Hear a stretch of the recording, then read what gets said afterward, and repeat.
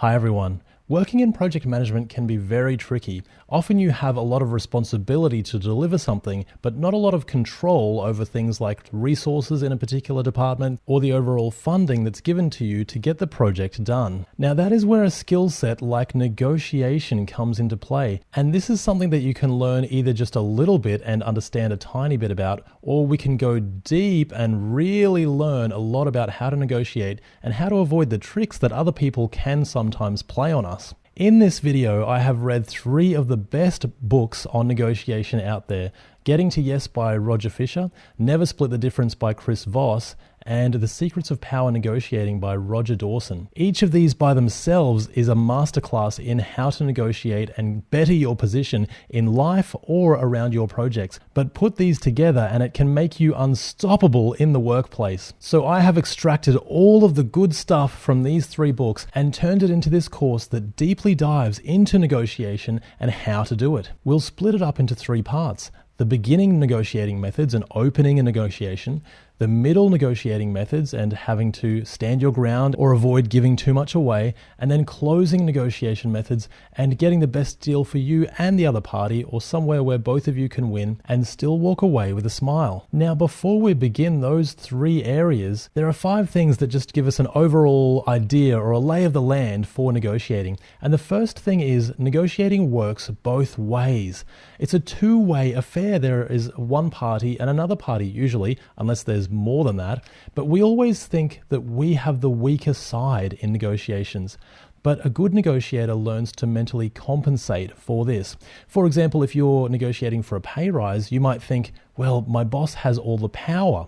But that's not necessarily true. They're also thinking, gosh, I don't want to have to recruit someone, or I don't want to lose this person. So before we begin, learn and understand that you have to mentally compensate for thinking that you might have the weaker side, because in many cases, it's just not true.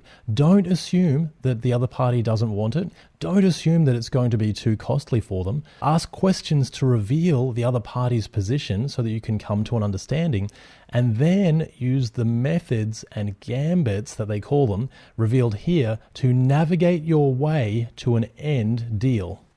Now, the second thing we need to be aware of is don't be conflict averse. So good negotiators are not restrained by the need to be liked. Understand that they don't necessarily have to like you, but we can learn to enjoy a good conflict as long as it produces a healthy result for both sides. Be pleasantly persistent. Some of the best results have been gotten when you keep asking, but with a smile. You're pleasant, so you can keep coming back. Now, the third thing is we need to have courage and we need to have patience.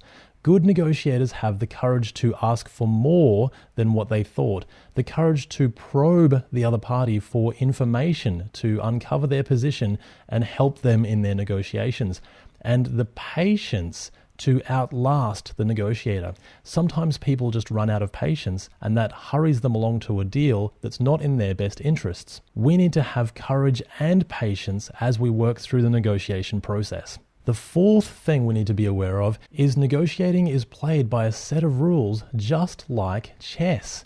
There is an opening move where we both reveal our opening position. We uncover and investigate the other party's position. And this could be also like a game of Battleship. If you know that game where you've got a board but it's hidden and you have to ask the other person where their battleship is to uncover their position so you can find and sink their battleship and win the game. We maneuver their moves and our moves. And these are the gambits and the methods that we play. So we have to use methods and the other party is going to use methods on us. We have to maneuver these just like a game of chess or Battleship. We close the negotiation at the end and always congratulate the other party at the end. And we'll find out exactly why we do this at the end of this video. So make sure you stick around. The last one is no is also an opening negotiating position. Don't be afraid of no. If you get your first no, don't stop, because that can just be the beginning. That's the opening negotiating position. It's the start of negotiations. And now we're going to look at all of those methods across beginning, middle, and closing negotiation methods so that you can get the best outcome for yourself. In beginning negotiation methods, The first one we're going to look at is the reluctant seller and the reluctant buyer method. Playing the reluctant seller or reluctant buyer is a good way to get a better opening deal, even if you really, really, really want the thing that you're negotiating for. Now, what does it look like? It's saying or pretending that you have other options, or saying you're not really interested in the thing you're negotiating for. For example, you might say, hey, I can see how perfect this item would be for you, but I just don't think I could ever part with it. I really don't want to sell it. You're playing the reluctant seller. But just to be fair to you, what would be the very best price that you could offer me if I was to sell it? And it's the same with the reluctant buyer. You could say, well, I don't really need this item, but just to be fair, what's the best you could offer? If you reveal that you really, really want something, that starts to give away your power in the negotiations. The next opening gambit is ask for more than you expect to get, because you just might get it. Overstating your initial demands also gives you more room to move as you move into middle negotiating methods. It helps you with bracketing, which we're going to find out in a second, and it helps reduce deadlocks when negotiating because you can give a little bit away of your position to help smooth over and finalize a deal at the end. Find your maximum plausible position, because if we're asking for more than we expect to get, yes, it does still have to be something that the other party thinks is plausible. And we want to make sure that the other party knows that we have room to move. That's how we open a negotiation. We're not absolutely fixed, but we are going to ask for a high price up front. The example might be, I could modify this once we know more about your needs, or I might be able to update this once I know more about the property, but based on the research I've done, I can offer something closer to X. Make sure you ask for more than you expect to get.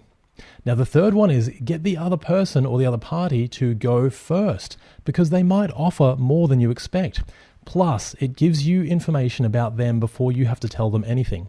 And it also enables you to bracket their position, which we'll see coming up next. If we approach as the reluctant buyer or seller, then that can help push the other party to make an offer first. Now, what is this bracketing that we've heard so much about?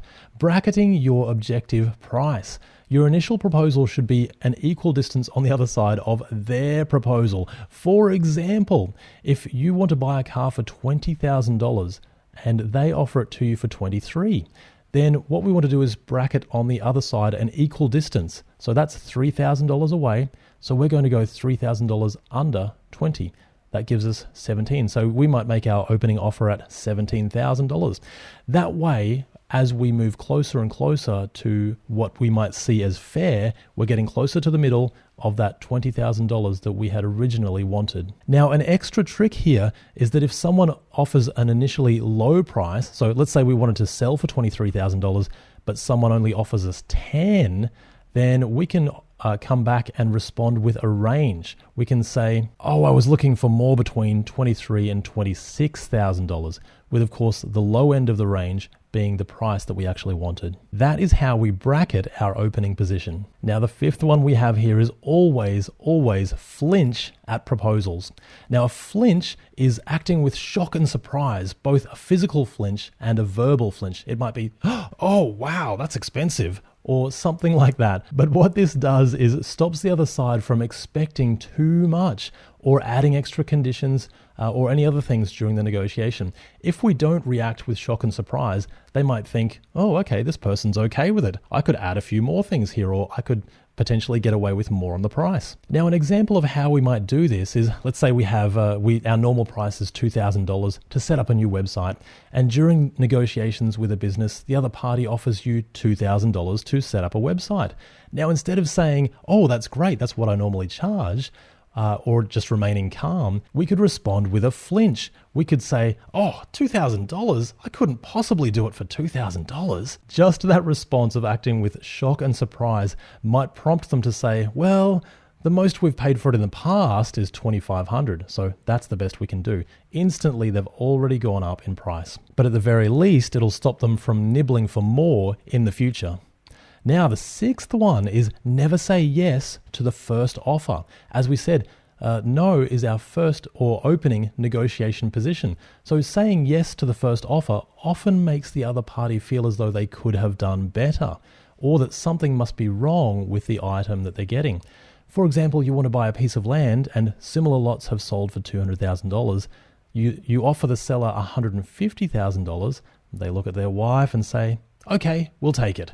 Instead of jumping for joy, now we say, oh gosh, what's wrong with this deal? Or we might feel like we could have gotten a better price. Even if it doesn't go anywhere, never say yes to the first offer, and at least try a few of these beginning and middle negotiation gambits to work through the negotiation until the end. Now, there are two techniques with the Voss technique as number 7. And the first one is from Power Negotiating by Roger Dawson.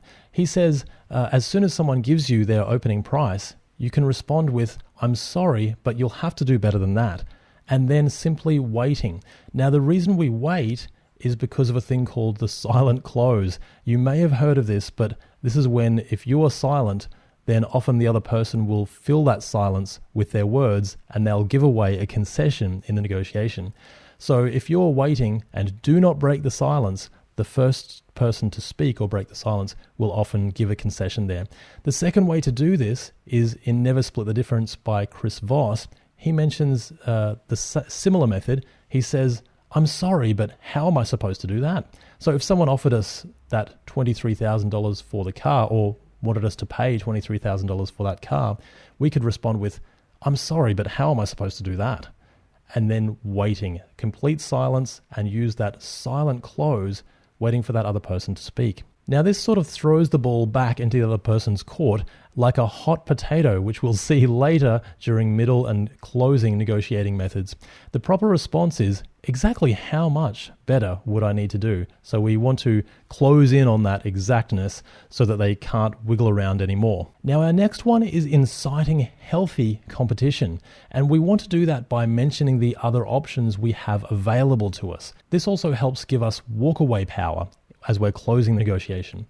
You can also insist on using objective criteria. For example, if you're looking at houses or cars or other items where we have a guide like Kelley Blue Book or the house price data for that particular area, we can start looking at objective criteria. But we can throw these options into our conversation as we open our negotiation. For example, approaching as a reluctant buyer again, I was looking at a similar sound system to yours that seems like a real bargain. But before I go ahead and buy that one, I thought I'd see what's the best you could offer for yours. Our next one in opening negotiating methods is using specific numbers. A specific number sounds like a figure that you came to through research and thoughtful calculation. Even if you didn't, a round number like $100,000 just seems plucked out of the air. But if you say, I could make it work for $114,580, it seems like you've put so much thought into it, it's harder to say no to. Now, at the end of beginning negotiating methods, acting dumb is the smart thing to do. People tend to help others that they see as less intelligent or informed. Even if you're not, it's good to act dumb. So you might say, gosh, I don't know, what do you think? Acting dumb diffuses the competitive spirit as well. If things are getting heated, sometimes it's just good to act dumb. But it also gives you time to think and to check with another expert without any problems, or a committee or any other higher authority, which we'll see coming up soon, or even to just plead for additional concessions. Remember, if you act like you know everything, it reduces your options when you're negotiating. The last one in beginning negotiating methods is anchoring. Anchoring can work on prices and on emotions. You can anchor a price, high or low, with an opening price. If the other party doesn't flinch, or if they don't counter effectively, it can stick in that range. For example, let's say you wanted to spend $20,000 on something, and the opening offer from the other party is $80,000. Now, if you don't flinch, or if you don't say, $80,000, that's outrageous, I could never go that high for such an item, or whatever that flinch looks like, you could probably practice and do a better one than I can. But if we don't counter that effectively, then the other party has basically set the range as higher than what we even wanted to look at. So even if we can cut it in half, then it's still going to be $40,000 and way out of the range of what we wanted to look at. But we can also anchor an emotion. If we really exaggerate something and say, oh, this is going to be really bad, you're going to hate this, or really exaggerate that emotion, when we actually bring them the real thing, like an offer, it may not seem so bad. For example, "You'll really hate me after you hear this offer. I can't believe I'm even bringing it to you. But my boss said it's the best that they could do." My boss, that's a higher authority that we're going to see later. They might expect it's really low, maybe it's $1,000 or $1,200. But when you bring them $1,500, it might seem a lot better because you've really exaggerated that it's going to be terrible. And that brings us to middle negotiating methods. There are 8 moves or 8 chess moves or gambits that we can use when we're in the middle of negotiating. Now, the first thing we want to do is invent options to negotiate with. Come up with non-monetary items to negotiate with to help with concessions as we negotiate. It's easier to give up a small additional option that you were talking about rather than a large chunk in your price, and it can help avoid deadlocks and smooth things over as you can give or ask for a trade-off in response to a concession. So what this might look like if you're negotiating for a salary, you can invent other options like paid time off, you might have health benefits, or there might be work from home benefits, any of these things that you can use with your negotiating. And if you don't get some of those things, then maybe you could ask for more on the price or vice versa. The second middle negotiating gambit is a higher authority, and this is one of the most used things, and you'll see it all the time if you're not familiar with it already. The higher authority is a person or a group or an entity that is separate to you. So it can be real or it could be made up, but it's someone or something that you need to refer to before making a decision. For example, it could be your partner, it could be your spouse, it could be a committee or a board, it could be your accountant or any other expert. But what it allows us to do is say, "Oh, you know what? This sounds good. This deal sounds okay, but let me check with my wife or my partner or my committee or the board, or let me check with my boss." And then you go away. Maybe the next day you come back and you say, "Wow, I really tried hard to get that deal across the line, but no matter what I said, my boss just would not go for it. He said that the best we could do was X." And maybe that brings it back into line with the price that you were actually wanting. It's also hard for someone else to negotiate with this thing or entity or person because they're not there present in the negotiations. And we can also use it as a good guy, bad guy gambit, where the higher authority are asking for concessions or not approving below a certain price. And they're the ones asking for these things, not us. So it keeps our relations pretty good. Our next one here is never offer to split the difference. Now, splitting the difference is not necessarily a fair thing to do because it depends on our opening positions. Remember that other one where we said we were looking at $20,000 and the other person opened with $80,000 and they tried to anchor the price high. So if we offered to split the difference here, then we'd be looking at $60,000 still, which is way above what we were originally wanting. So how do we get the other person to offer to split the difference first? Well, we want to stress the time that we've spent on the negotiation and that we're only so far apart on the price. Keep stressing these 2 points and the other party may offer to split the difference. Now, the thing about this is once they do offer to split the difference, they have brought the price down or up, depending on which way we're going, but we haven't yet agreed to it. So automatically the price has now shifted. If we go away with a higher authority, maybe we say, "Oh, so you're willing to come down to $90,000. Is that what you're saying? Well, that certainly sounds a lot better than $100,000. Let me check with my partners or any other higher authority and see if we can put this deal together now." And the next day we come back and we say, "Wow, my partner is really tough to deal with right now. I spent 2 hours trying to convince them to take that deal of $90,000, but they insist that we're going to lose money if we do it at that price.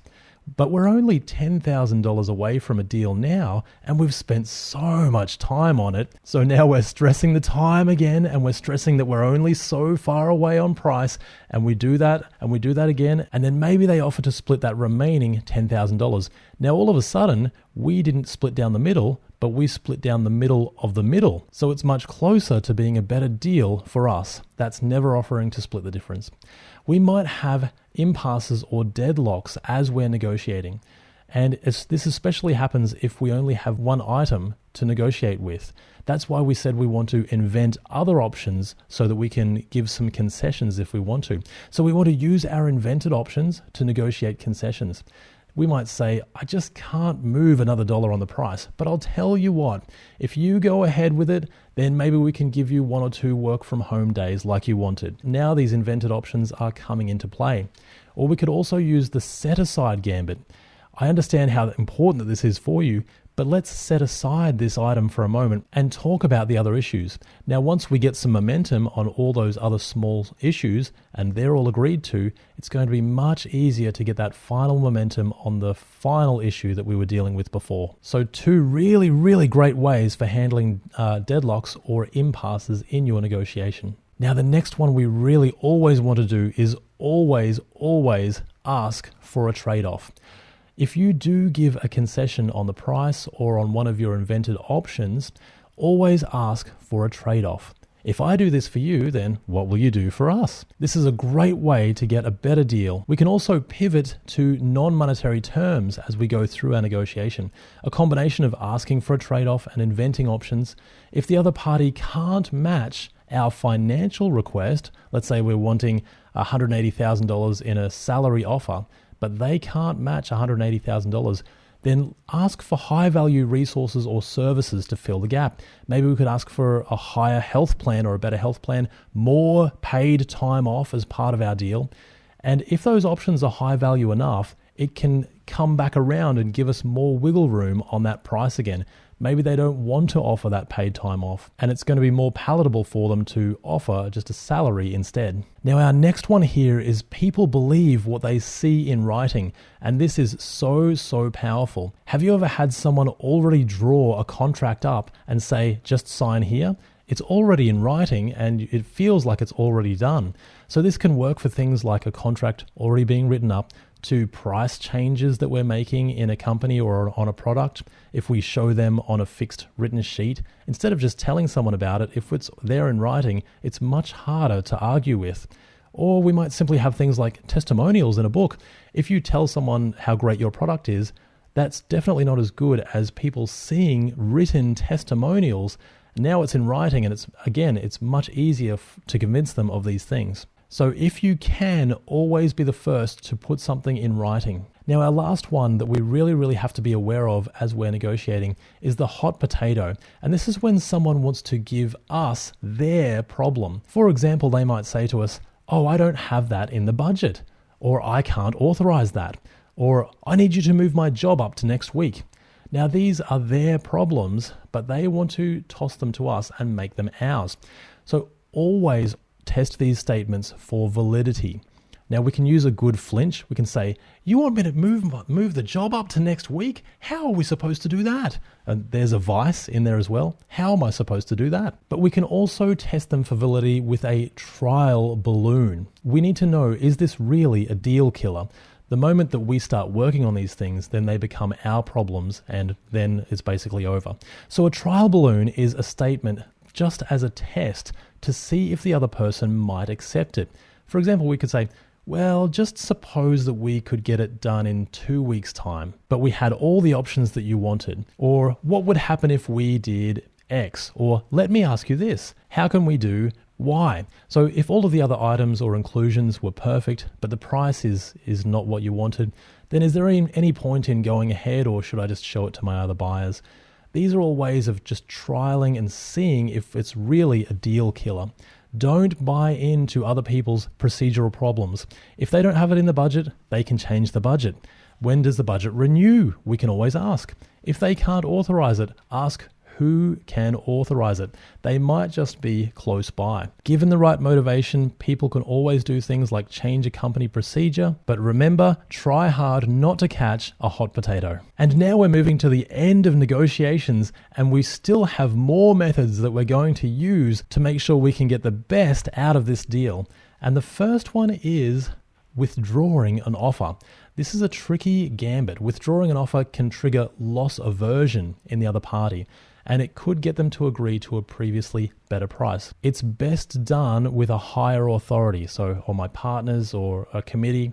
Now, let's say you're willing to spend $50,000 on an item and you negotiate them down to $40,000. The other party says, okay, all right, $40,000, but I just have to check with my partner before signing the deal. they go away, and the next day they come back and they say, oh boy, am I embarrassed about this. I know we were talking about $40,000 yesterday, but I checked with my partner and they said they couldn't possibly sell it for less than $60,000. Now what they're doing is bracketing.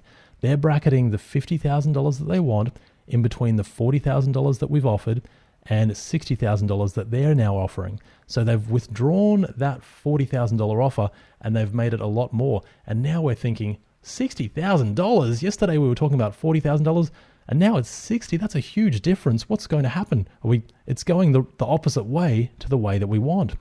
But he says, I'll tell you what, if I could get my partner to agree to $50,000, would you take it?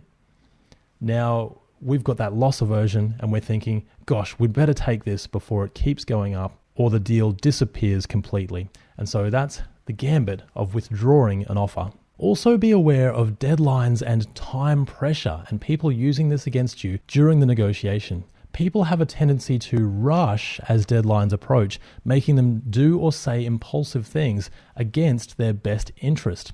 People also become more flexible under time pressure because 80% of concessions happen in the last 20% of the time as it's getting closer and closer to that deadline. As negotiations drag on, people also become more flexible. As we said, at the very, very beginning, we have to have the patience to outlast the other negotiator. Try not to leave anything to working it out later because small issues that you put aside can become big problems under time pressure. Always try and tie up the details up front. And when you're negotiating, never reveal that you have a deadline. Try and establish that the other party has a deadline. And the more options you have, the less time pressure can affect you. So if we genuinely have walk-away power and a few other options to work with, then that's a lot better for us and our position. And this is what we were talking about with developing walk-away power. Learning the power to walk away makes you 10 times more powerful in negotiations. And you can develop genuine walk-away power by increasing your alternatives. Remember that from the very, very beginning, but always try and project that you're prepared to walk away. The objective is not to walk away in itself, but the objective is to gain concessions from the other side because they think you're willing to walk away. Now, as we close the negotiation, we want to position for easy acceptance. And we do that with our invented options for mutual gain. This is why they are so, so important.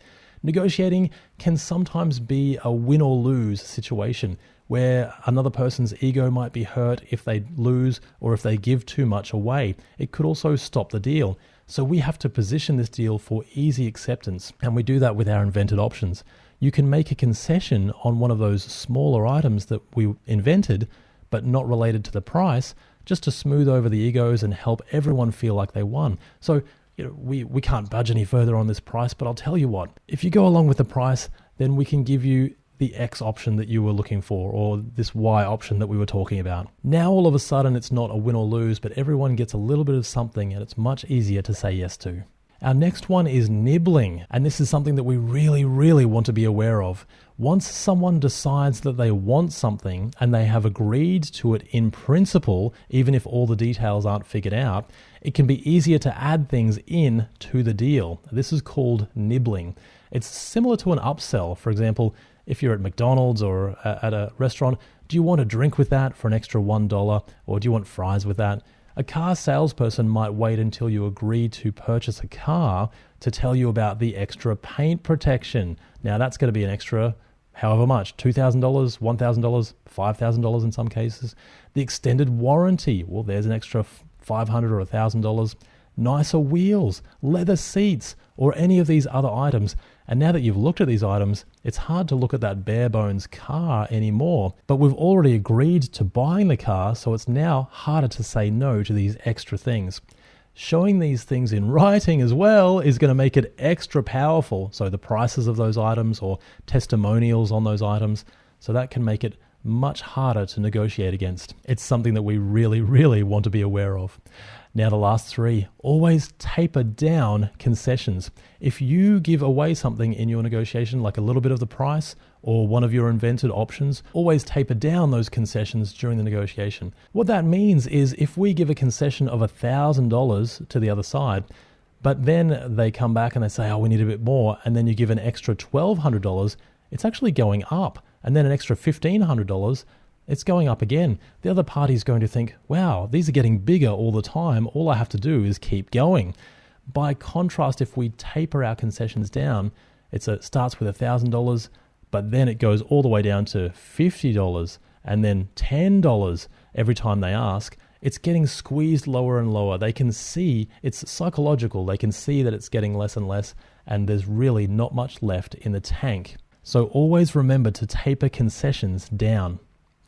Now, there are two things that you might come up against as you're closing negotiations, and that is a take it or leave it. Someone saying take it or leave it. We really don't want to do this because it really closes off the negotiation and it stops us from making a good deal. It's better if we use softer language like, sorry, but this has to be my walkaway price. Or we never deviate from our published price list because people believe what they see in writing. Or we could also use things like a higher authority. So I'd love to do this, but my partners or the board or the committee, they said that this is the lowest that we can go. Now, if there is a take it or leave it, we can ask who's authorized to make an exception to that rule, because they might just be close by and then we can open negotiations there. Or we could also ask, what would it take for you to change your position on that just a little bit and just this one time? And that can help us get around take it or leave it. As a last resort, we may have to walk away using our walk away power and make sure we have multiple options and that they know about them so we can project that walk away power. And our last one is ultimatums. An ultimatum is a statement that if we don't meet a certain demand, they'll do something drastic, like walk away from the deal. So we always have to test this for validity as soon as we can. Use a trial balloon. Just suppose that we could do it in 4 weeks instead of 3, but it met all of the other things that you wanted. Or we can stretch out the time. That's another way to deal with it. The longer they go on without carrying out their threat, the less likely it is that they're going to follow through with it. We might need to use things like a higher authority to delay the deal. Oh, we're just waiting on the approval from X, or those sorts of things.